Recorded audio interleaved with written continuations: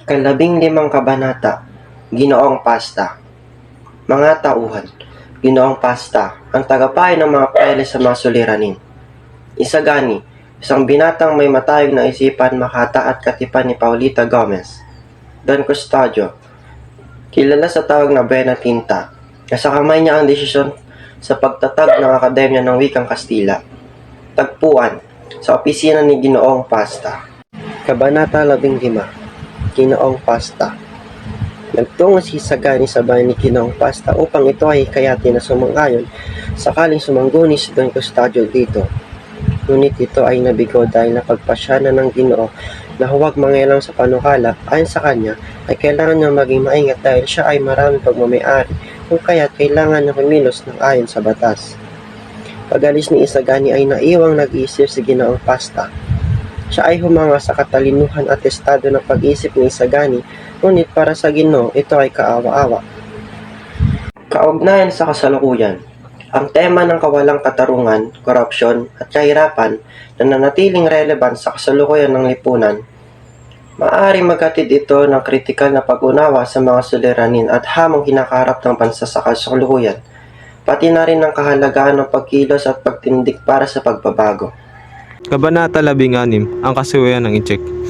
Mga tauhan, si Quiroga ang inchik na nasa mapagtayo ng isang konsulado ng kanyang bansa. Ginoong Gonzales, gamit ang pangalang Pitli, ay tinutuligsa sa mga tudling ng pagpahayagan ang pagpaparito ng mga inchik.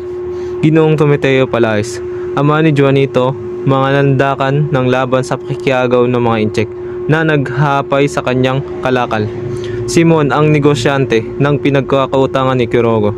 Don Custodio, pinag-uusapan ang isang pagsugo sa India upang pag-aralan na ang paggawa ng mga sapatos ng mga sundalo. Tagpuan sa bahay at bodega ni Quiroga.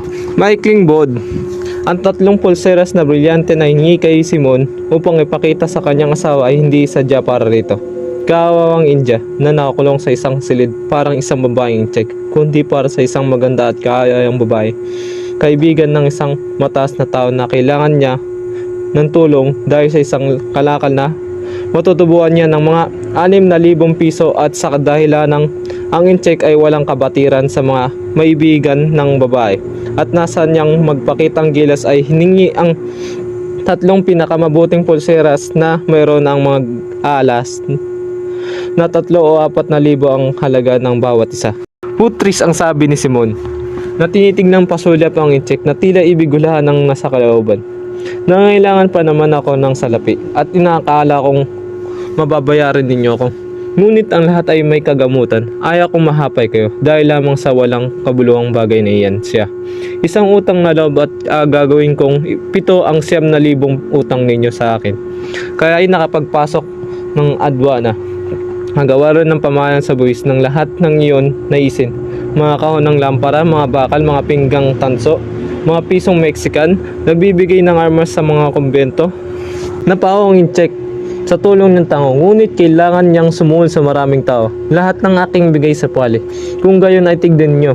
Ang marang patuloy ni Simon, kailangan kong ipapasok ninyo ang ilang kahang baris na dumating ngayong gabi. Gusto kong itago ninyo sa inyong tindahan. Hindi magkakasas lahat sa aking bahay. Si Quiroga ay naggulumihanan. Huwag kayong masindak, hindi kayo maano. Ang mga baril na yan ay unti-unting itatago sa ilang bahay at pagkatapos ay gagawa ng mas pagsisiyasat at marami ang mabibilanggo. Marami tayong kikitain sa paglakad na makawala ang mga napipiit na lalaman na ninyo. Sa kasalukuyan na patuloy na nagkakapalakad ng malaking utang, lalo na sa mga dayuhang bansa at institusyon, ito ay maaaring gamitin ng mga namumuno upang magpanatili ng kapangyarihan at kontrol. Ang pagtago naman ng armas ay maraming gamit upang maghasik ng takot at pakingialam sa buhay ng mga tao.